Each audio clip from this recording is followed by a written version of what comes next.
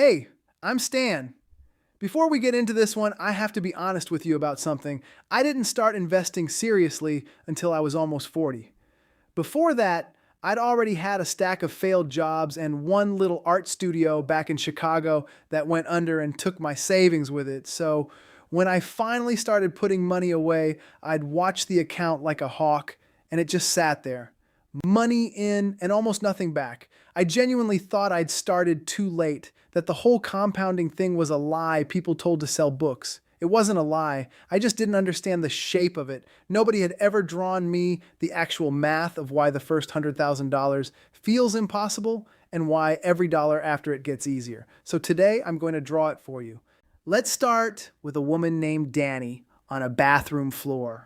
Danny was 26 the first time she opened an investing account, and she almost closed it 3 years later, sitting on the bathroom floor at midnight, staring at a number that felt like an insult.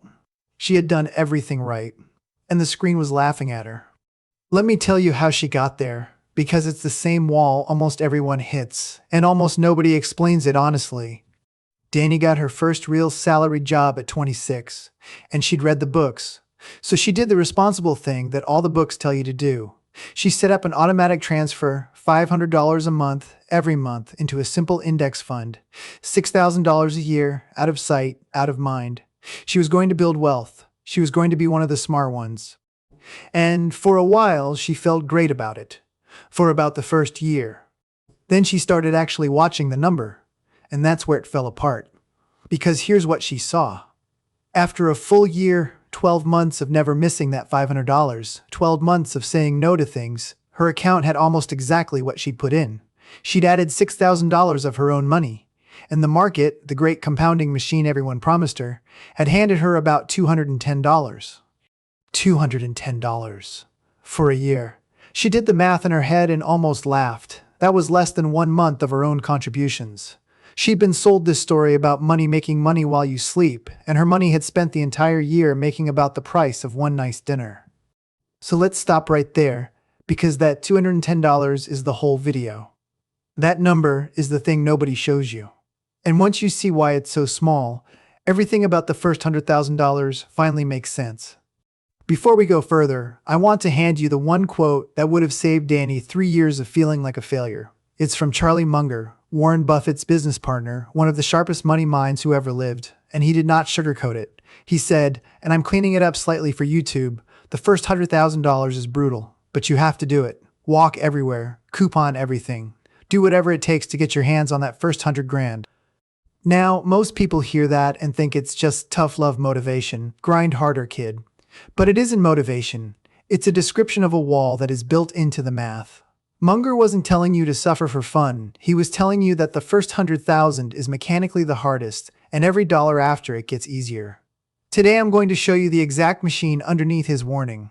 And I want you to picture it as a snowball. Here's the picture. You're standing at the top of a long hill in winter, and you're trying to build a giant snowball. At the very beginning, that ball is the size of your fist. And a fist-sized snowball does not roll anywhere on its own. So you get down on your knees and you pack snow onto it by hand, handful after handful in the cold. That hand packing, that is your savings. Every single dollar Danny put on her snowball that first year, she put there with her own 2 hands. The hill did nothing. Because a ball that small is too light to roll. And that's not Danny failing. That's just physics. Which is exactly what her account was telling her. Let me show you why the hill does nothing at the start. Your net worth grows from 2 engines, and only 2. Engine 1 is what you add. Your contributions, the hand packing. Engine 2 is what your money earns. The returns, the hill doing the rolling.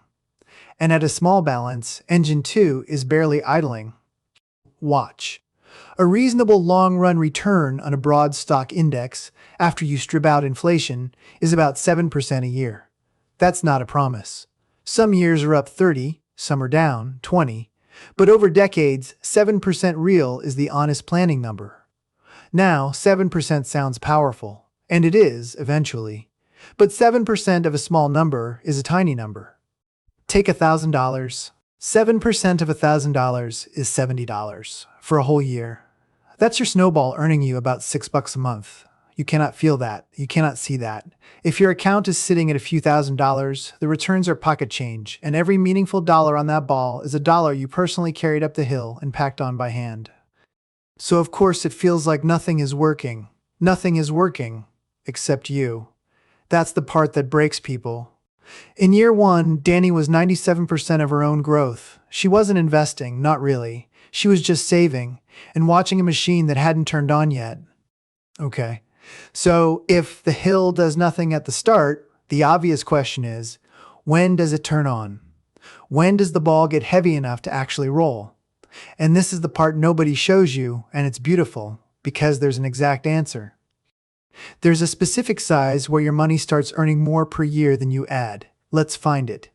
Danny adds $6,000 a year. Her return is 7%. So the question is simple. How big does the ball have to be before 7% of it equals $6,000?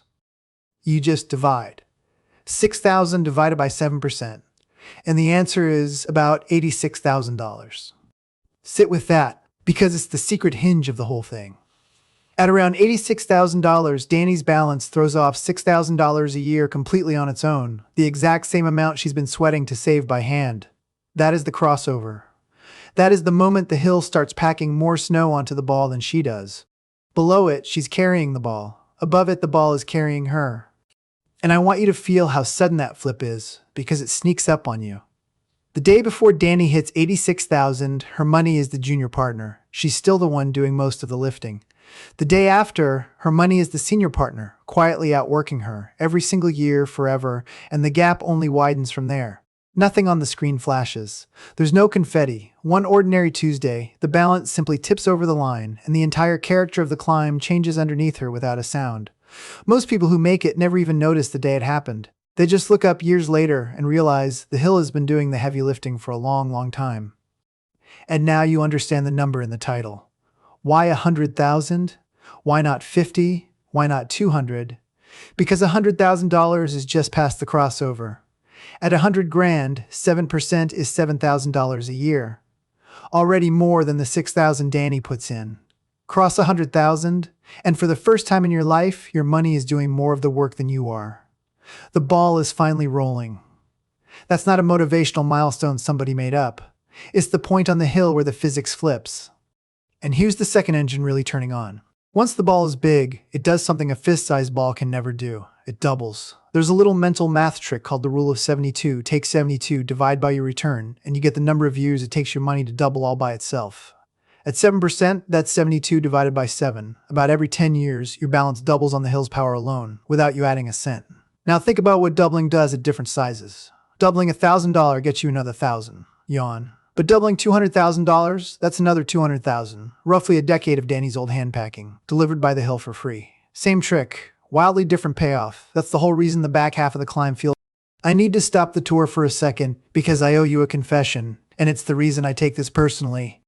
I did not start investing seriously until I was almost 40. In the first few years, I did exactly what Danny did. I watched the number, and I felt like an idiot. I'd put in real money, money that hurt to part with, and the account would just sit there. I remember telling my wife I thought I'd started too late, that the whole compounding thing was a lie people told to sell books. What I didn't understand, what nobody had drawn for me, was that I was still on my knees packing the ball by hand, and I was quitting right before the hill. I wasn't failing. I was early. There is a gigantic difference, and no one had ever shown me the difference. So that's why I'm drawing it for you now. I watched the number stand. All right, back to the hill. Because here's the payoff, and it is so worth the wait. Once Danny crosses that line, watch what happens to the milestones. Same $500 a month, same 7%. She does not change a single thing about her behavior. But the clock changes completely. Her first $100,000, going from 0 to 100 grand, takes her about 11 and a half years. 11 and a half years of hand packing, of feeling behind, of $200 years. That's the brutal stretch Munger warned about. But her second 100,000, going from 100 to 200,000, takes about 6 years. Almost half the time. Same monthly deposit. She didn't get richer per month. The hill just started helping. And the third 100,000? Going from 200 to 300,000, about 4.5 years.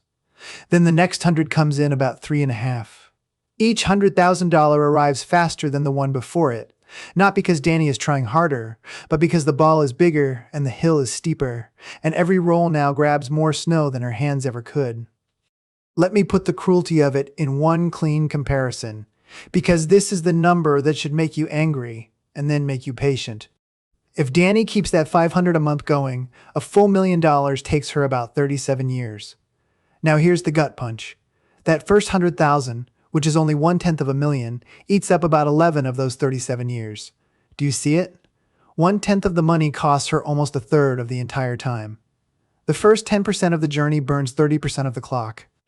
That is the most backwards, most discouraging deal in all of personal finance. The hardest, slowest, most thankless stretch of the entire climb is sitting right at the very beginning when you have the least proof that any of it is working and the least reason to believe. Maximum effort. Minimum reward. Front-loaded onto the exact moment you're most likely to give up. Which is exactly what almost everyone does. Think about who quits and when. Nobody quits at $800,000. Nobody with a rolling snowball the size of a car stops pushing. The people who quit in the flat part. They quit at 18,000, at 25,000, in year 2 or year 3, when they've done everything right and the hill still hasn't kicked in. They look at the pathetic little return. They decide the game is rigged or the advice was fake, and they walk away. And here's the tragedy in the math. They almost always quit one crossover short. They stopped packing the ball right before it was heavy enough to roll.